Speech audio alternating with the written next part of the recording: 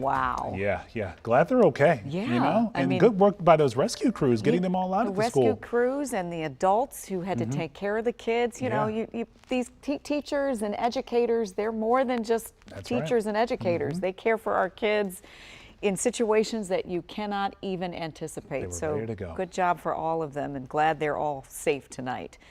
Well, there's another big story we are following tonight. The jury is deliberating in the trial of a Langley Park murder suspect. Police say Johnny Tercios was part of a shootout that killed 2-year-old Jeremy Poou-Caceres and injured his mother. Our Lionel Donovan has been following this trial from the beginning. He has an update from court tonight.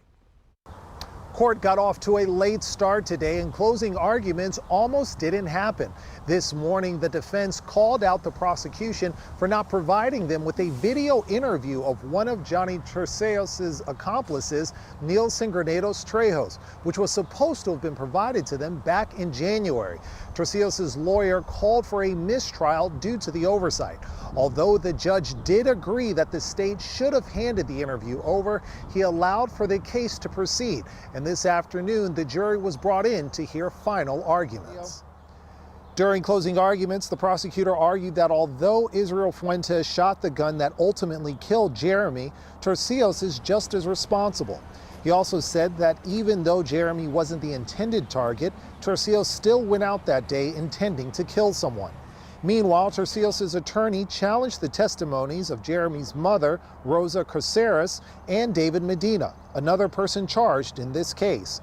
He highlighted how Caceres didn't ID Tercios until he was in court last week, and that she saw a social media post with Tercios' picture saying he was involved.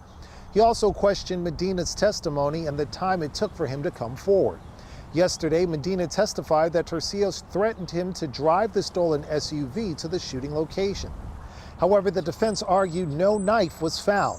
He also pointed out that even though Medina said Tercios fired twice, none of Tercios' fingerprints were found on any of the shell casings.